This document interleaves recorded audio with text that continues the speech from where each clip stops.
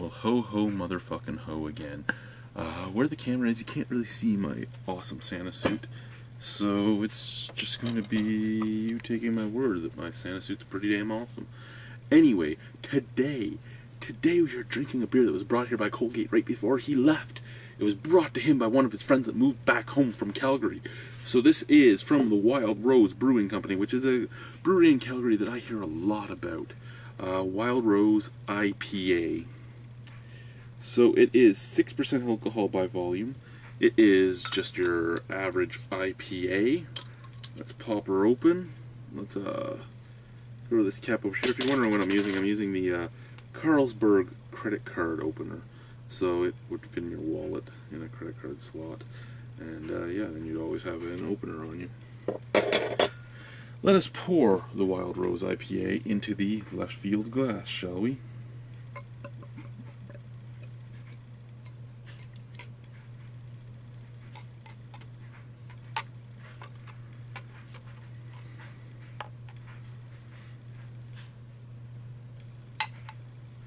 Alrighty, so there we go. We have a hazy brew right here, guys. That is a hazy brew, almost like a dirty brass color.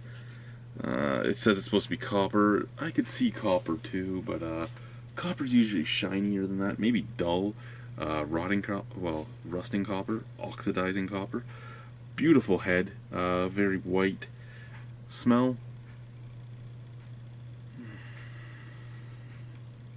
What's that smell like?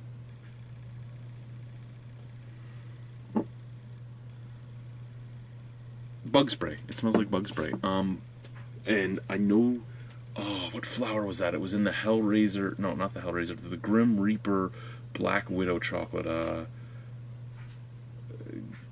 Gatinanium? Yeah, Gratinum? I forget what flower was in that chocolate, but that's what this smells like. So this hop is a very floral hop. As we know, I don't like floral hops. So I'm already a little put back. What does it say about this beer? A beautiful copper-colored ale, rich in caramel malt character and well balanced with plenty of hops. This authentic IPA is handcrafted for the true ale drinker. Strong ale. It's not an authentic IPA unless it is barrel aged for 6 to 8 months and hopped beyond compare. Then it's an authentic IPA, because then it is exactly what an IPA was supposed to be. This kind of smells like Barking Squirrel. Not Barking Squirrel. The Hop City Pale Ale, which was Big Mouth Pale Ale. Whatever though, let's try it. Cheers, guys.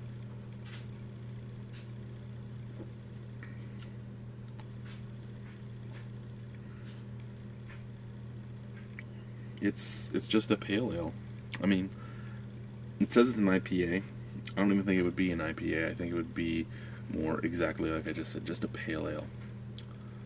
A little bit of hop bitterness. It's a builder. The hop bitterness builds up from nothing to a lot.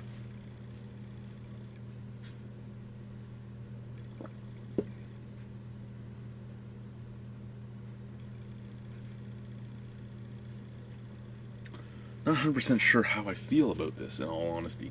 I like to look for entry-level IPAs I can send people to. It's a little too bitter to be an entry-level IPA. And it's not that it's bitter, it's just that it's bitter. Not like, oh my god, my throat's closing, but there's no balance to this. It's there's no caramel malt up at the forefront, as they talk about. It's almost caffeine pill-like. I thought it was going to be very floral. It isn't, which is a plus for me. But, yeah, this is just... It's not resiny, but resiny is the best word for it, because it's giving off the same qualities as a resiny IPA. And that it's coating the back of my mouth, it's coating my throat, and it's just there. It's like choking you with, but it's not choking you because it's very subtle. But it's the same type of feeling you get from the IPAs that choke the back of your throat.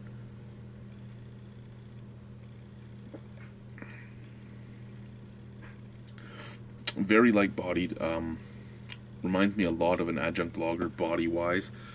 There's almost nothing to the forefront. There's a touch of sweetness that disappears, and then there's nothing on the middle. The front of my tongue gets the touch of sweetness, the middle of my tongue gets nothing, the back of my throat gets bitterness, and it's just bang, it's in your mouth, it's gone. Not a bad beer at all, but not a good beer either. Could I see people loving this? Yeah, I could see people loving this. I could see people buying pictures of this at the bar. If you're a big hophead, you would probably really like this. I am a self-proclaimed malt maniac. I love my stouts, I love my barley wines, I love all that stuff, but as you guys know that watch me regularly, there are a lot of IPAs I love, and I can get behind a lot of really high-end IPAs. There's a lot of double IPAs I like more than regular IPAs, and I just don't really like this one. There's nothing wrong with it per se. It's just bland and then bitter.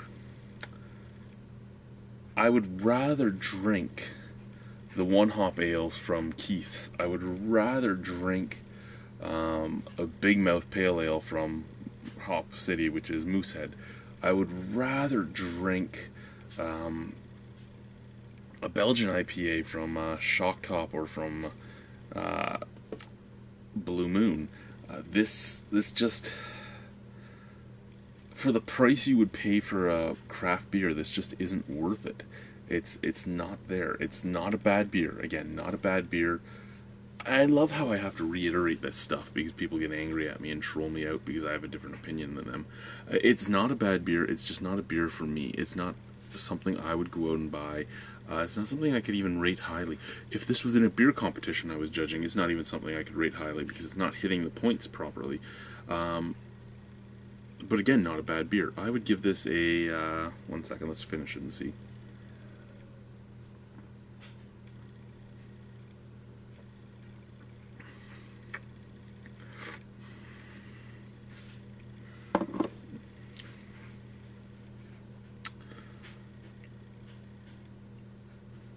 Personally, I would give it like a 4, but what I'm going to give it for what it is a 5.5. Personally, I wouldn't want to drink it again. However, for what it is, I could drink it again, and I could be happy with it. I'm going to give it a 5.5 out of 10, so 55%. Not a bad beer. What I've learned so far from Wild Rose is that they're just a meh brewery. Meh. They're there. You can drink them. Better than Big Rock products that I've had, but nothing special. I heard so much hype about them, and then I got this. It's kind of saddening. Anyway, thank you, YouTube, for watching. Have a wonderful night. I'm going to go rinse out my cup. I'm going to do the last beer review of the night. Bye.